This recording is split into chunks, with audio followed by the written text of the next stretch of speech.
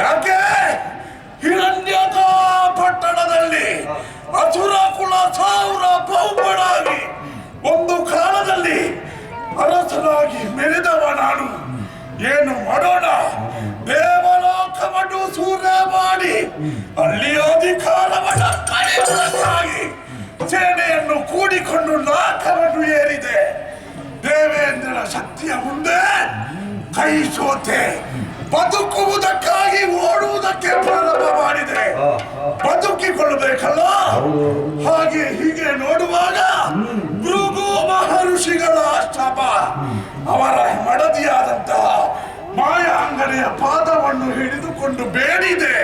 ಅಮ್ಮ, ನನ್ನನ್ನು ರಕ್ಷಿಸಿ, ನಮ್ಮನ್ನು ಕಾಪಾಡಿ. ನಮ್ಮ ಗುರುಗಳಾದಂತಹ ಶುಕ್ರಾಚಾರ್ಯರು ಮೃತ ಸಂಜೀವಿನಿ ವಿದ್ಯೆಯನ್ನು ಕಲಿತು ಬರುವಲ್ಲಿಯವರೆಗೆ ನಮ್ಮನ್ನು ರಕ್ಷಿಸಿ. ಆದರೆ ನಮ್ಮಲ್ಲಿ ದಯಾಳು ಆದಂತಹ ಅವರು ನಮಗೆ ಆಶ್ರಯವನ್ನಿತ್ತರು. ಈಗ ವರ್ತಮಾನ ಕೇಳಿದಾಗ ನಮಗೆ ಇನ್ನೂ ಕೂಡ ಬದುಕು ಇಲ್ಲ ಅಂತ ಕಾಡುತ್ತದೆ. ನಮಗೆ ರಕ್ಷಣೆಯನ್ನು ನೀಡಿದಂತಹ ಮಾಯಾಂಗನೆಯನ್ನು ಕೊಂದು ಮುಗಿಸಿದ್ದಾರಂತೆ. ಹಾಗಾದ್ರೆ ಇಲ್ಲಿ ಕಾಲಹರಣ ಮಾಡುವುದಲ್ಲ, ನಮ್ಮ ಪ್ರಯತ್ನವನ್ನು ನಾವು ಮಾಡಲೇಬೇಕು. ದಿನದೊಂದ ದಿನಕ್ಕೆ ಆ ದೇವತೆಗಳ ಶಕ್ತಿ ಹೆಚ್ಚಾಗುತ್ತಾ ಇದೆ. ಶಕ್ತಿಯನ್ನು ಕೊಗ್ಗಿಸಬೇಕು ಅಂತಾದ್ರೆ ಏನು ಮಾಡಬೇಕು ಅಂತ ಯೋಚನೆ ಮಾಡಿದ್ರೆ ಇದಕ್ಕೆಲ್ಲ ಕಾರಣ ಬೇರೆ ಯಾವುದು ಅಲ್ಲ. ಋಗ್ವೇದ, ಯಜುರ್ವೇದ, ಅಥರ್ವಣ ವೇದ, ಸಾಮವೇದ, ಈ ವೇದಗಳೇ ಕಾರಣ ಅಲ್ವೇ?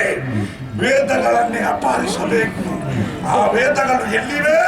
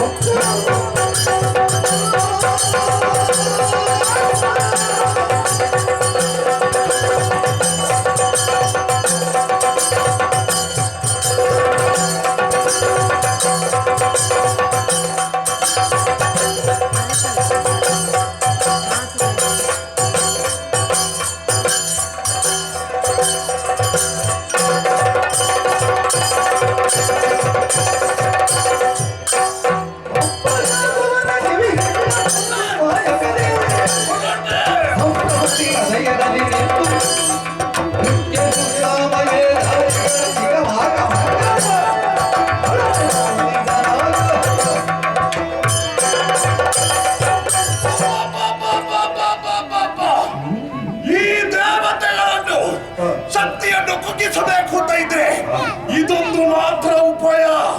ಇದನ್ನೇ ಆರಿಸಿಕೊಂಡಿದ್ದೇನೆ. ಯಾರು? ಅಂಬುಜಾಸನ. ಕಿವಿಯೊಳಗೆ ಹೋಗಬೇಕು ಅಂತಾದ್ರೆ ಸಾಮಾನ್ಯರಿಗೆ ಆಗ್ತದ?